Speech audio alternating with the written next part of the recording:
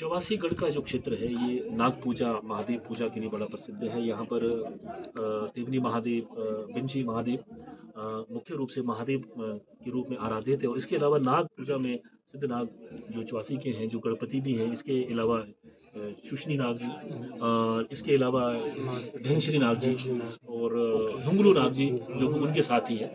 तो आज बड़ा एक सहज संयोग है कि हम यहाँ पर ऐसे स्थान पे हैं जहाँ पर नाग चौवासी सिद्ध जी और महादेव देवनी दोनों का दिव्य मिलन हुआ है। उनकी कोठी में, महादेव की कोठी में हम बैठे हैं और यहाँ पर पूरे यहाँ की जो प्रजा, यहाँ का जो प्रबंधन समिति है देवनी नाग की और चौवासी नाग जी की जो उनकी प्रबंधन समिति है, सारी की सारी हमारे बीच में है। तो हम ये चाहते हैं कि किस तरह से ये सिद्ध जो नाग जी चौवासी वाले हैं, किस तरह से उनका प्राकट्य वहाँ पर हुआ। क्योंकि सिद्धों की बात आती है तो यहाँ पर ऐसा माना जाता है कि इस 8वीं शताब्दी में मूशन वर्मन जो चंबा के थे, उनका काफी समय जो है वो आंगना में गुजरा और जब वो बड़े हुए उसके बाद उनको राज्य जो है वीरसेन ने ही चंबा में दिया और चंबा में सबसे पहले 84 सिद्ध आए।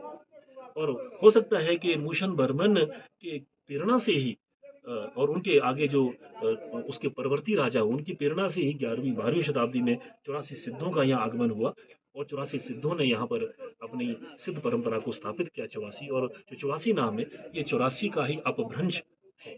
ये निश्चित है क्योंकि यहाँ पर चिमटे चढ़ते हैं सिद्ध जो हैं, नाग जी के साथ भी विराजित हैं, रथ में भी विराजित हैं ये और यहाँ पर उनके जो प्रतिनिधि गुर हैं वो भी हैं और चिमटे जो उनका चिमटा है, उनका विग्रह है वो रथ के साथ ही आरूढ़ होता है।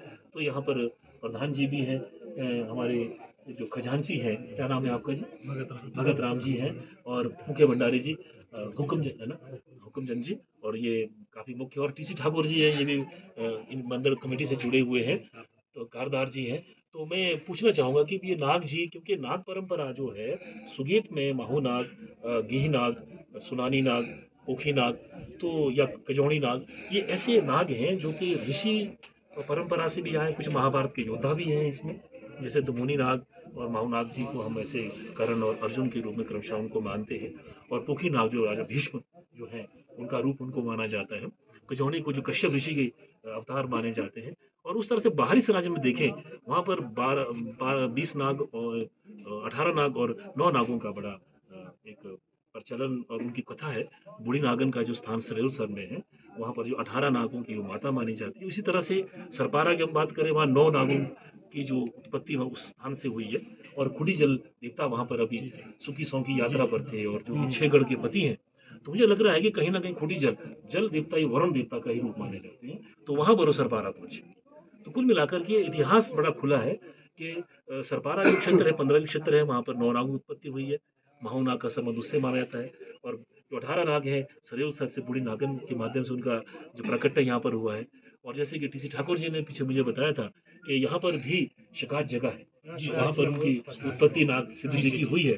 तो वहाँ पर 7 नागों की उत्पत्ति का कुछ उल्लेख मिलता है। तो मैं चाहूंगा प्रधान जी आप बताएं, क्योंकि जो आपने सुना है, जो मान्यता है, कि कैसे किस तरह से सर जो बुजुर्गों ने हमारे पीछे बताया हुआ ना, ये सिगाच नाम की जगह में जो है इनके तो जो उत्पत्ति हुई, जो बूढ़ी नागन माता है वो जो सात नाग वहाँ पैदा हुए। 2 मिनट आओ आप, उसके बाद कर ले कार्रवाई। बूढ़ी नागन जो है हो गया समाप्त फिरने के लिए जाती थी। आ जाओ। और नीचे के लिए जो गोबर ले जाती थी, ऊपर जो है वो फिरनों से वो पत्थर लाती थी। तो उसका कोई रिश्तेदार आया, वो नाग थे रखे हुए कहीं ये करके, उसने जो है स्वाद डाल दिया गरम गरम। वो जब वो भागे ना ये 7 नाग, तो वो जो है जो तो था 84 नाग जी, ये तो छुपा वही, जो बाकी 6 नाग थे वो वहाँ से जैसे नाग है, 85 नाग है जी, ये 7 नाग वहाँ नहीं रहे। तो माता भी थी, तो बूढ़ी नाग थी, वो कैसे तो उसके वो बच्चे को। तो इस तरह से इसकी हिस्ट्री जो हमारे को सिगाच में हुई, सिगाच में जो हमारे बुजुर्गों ने बताया है कि जो है बाद में फिर जो हमारे को मिला, कुछ गांव के लोग जो है वहाँ पर जो डंगर देखने जाते थे। जी जी, अच्छा। तो फिर वो देवी देवता की खेल करते थे।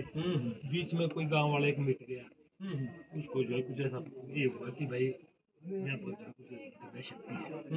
तो फिर जो है जब वो उनको जो है वहाँ पर एक मूर्ति मिली अच्छा नाग की। वो लगे वाले फिर इसमें खेल करने मूर्ति के साथ वो डंगर उनके गुम हो जाते थे, फिर घर के लिए जो है वो लेट हो जाते थे, फिर घर से उनको ढूंढने आते थे, तुम कहाँ रहते हैं। जब घर वाले आते तब नहीं वो दिखता, तो दिन को वो बच्चे एक डंगर देख रहे तो उन्हीं को मिलता था।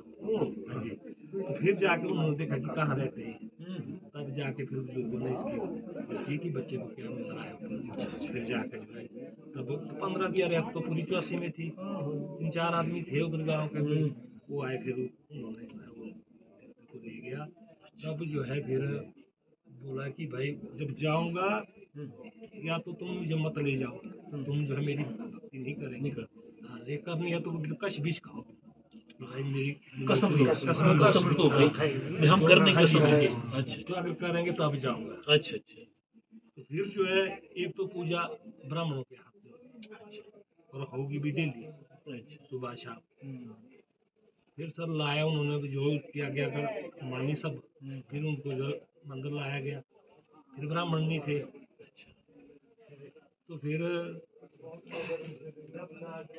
जब फिर ब्राह्मण को भी संतला हाँ तो जो एक शर्त रखी थी संकल्प था वो तो पूरा करना था, कश्मिश तो हो गया था।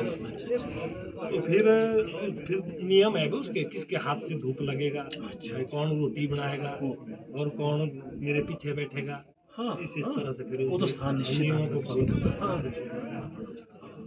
जैसे आपके वो है कि भी वहाँ पर जैसे कोठियों और देवरे की बात करते हैं, मुख्य देवरे कहाँ हैं और कोठियाँ, कोठी तो महोब में ही है, तो देवरे तो अलग अलग जगह पे हर एक 84 में तो ये गढ़ में देवता जी और सिद्ध जी दोनों ही प्रतिष्ठित हैं, अलग अलग स्थान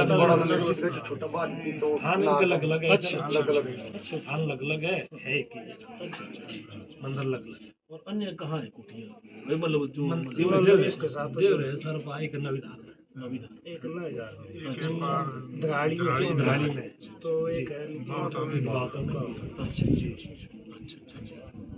तो मतलब ये जो सिद्धनाथ परंपरा के साथ इनका जो जुड़ाव है, तो आपने इसके बारे में कभी सुना कि भी सिद्ध जो परंपरा इस 84 क्षेत्र में कब आई होगी, या ऐसा कुछ ही अपनी देववाणी में कहते हैं कि ऐसा कुछ नहीं। देखो अब क्योंकि जैसे आप कह रहे थे कि भी ये किसी ठाकुर सर अब इस आया तो है ना, पर हमारे को नहीं इसके बारे में। अच्छा इसके बारे में बुजुर्गों ने भी बुजुर्ग है उनको पता हो सकता है ना। हाँ क्योंकि ये जो सिद्धनाथ परंपरा है ये इस क्षेत्र में लगभग 10वीं-11वीं शताब्दी में गुरु गोरखनाथ जी आए हैं, तो उस क्षेत्र में ये सारे में फैले हैं। ये पांगना में भी हमने देखा है, वहाँ पर भी सिद्धनाथ परंपरा के चिमटे हैं वहाँ पे।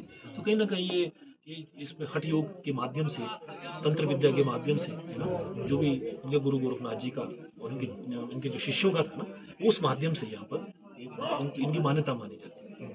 तो कुल मिलाकर के ये बड़ा अच्छा प्रसंग यहाँ शुरू हुआ और बड़ा आज तो मैं समझता हूँ बड़ा एक सुखद संयोग है कि हमारे बीच में नाग 84 सिद्ध की पूरी कार्यकारिणी है और पूरी तरह से ये प्रतिबद्ध है देवता जी की कर्तव्य के प्रति, उनकी आदेश के प्रति है और ये शाही स्नान के लिए निकले हैं। भगवान करे इनकी सारी मुरादें पूरी हों। और जैसे इन्होंने कहा कि इनका प्राकट्य वहाँ पर 7 नागों का हुआ है, तो कहीं ना कहीं बूढ़ी नागन का जो संबंध बाहरी सराज में जो 18 नागों की उत्पत्ति से जुड़ा हुआ है, जिसमें बाहरी सराज में जो निर्मंड और आनी क्षेत्र के जो नाग हैं, जैसे तराड़ी नाग है, कुईकांडा नाग है, बहुत सारे नाग हैं, तो वो श्रद्धांजलि अर्पित करने भी जाते हैं। ऐसे मुझे मालूम में यह किसी ठाकुर जी ने भी कहा कि भी ये देवता नाग देवता जी भी यहाँ से सरयू सर जाते हैं, स्नान के लिए जाते हैं, तो अपनी माता को श्रद्धांजलि देने जाते हैं। इस बात की इससे पुष्टि होती है। तो मैं समझता हूँ कि नाग सिद्ध परंपरा के साथ साथ यहाँ पर जो महादेव की परंपरा, जैसे देवन और बंशी महादेव की जो परंपरा है, ये सुवेद की बहुत बड़ी परंपरा है और यहाँ पर सभी मत जो है एक मत होकर के जो है यहाँ पर एक हम कह सकते हैं कि बहुदेववादी परंपरा इस पूरे सुगेत के 84 क्षेत्र में देखने को मिलती है।